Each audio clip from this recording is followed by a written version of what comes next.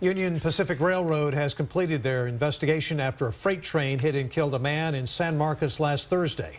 Investigators determined the man was not on the road, but rather on a sidewalk crossing the tracks a little further down. And now some are calling for more signs on that walkway.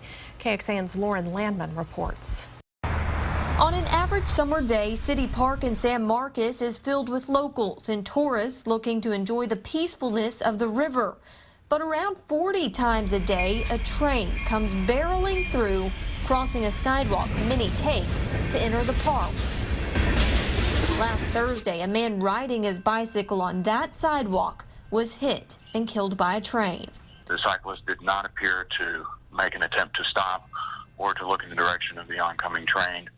Union Pacific investigators say it's not clear why the man didn't stop. They found no evidence that he was distracted on his phone or had earphones in that would impair his hearing.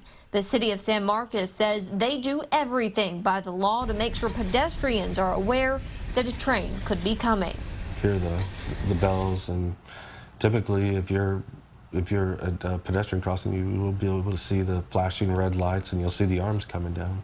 But even though there are signs posted, some say there needs to be more to get the attention of those walking and biking on the sidewalk. Should be more signs, more with sounds, emergency lights or something, because it is dangerous.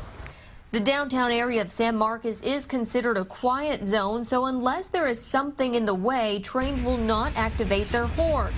And for those walking away from the road and focused on the park, they say that could be dangerous. You just kind of expect there not to be one unless you hear it. Reporting in San Marcos, Lauren Landman, KXAN News. The city of San Marcos says when the investigation is complete, they will work with both the police department and the city council to see if any other safety measures need to be put in place. As Lauren mentioned, the train's horn could not be heard because it was in a quiet zone. That means horns are not usually sounded unless an engineer sees a dangerous situation. So why were quiet zones implemented? Quiet zones fall under the jurisdiction of the Federal Railroad Administration. They say the rules were implemented in order to promote quality of life without compromising safety in areas where trains are active. Local governments have two ways to create a quiet zone. They must show that the non-use of a horn does not pose a significant safety risk, and they must take measures to reduce excess risk associated with no horn.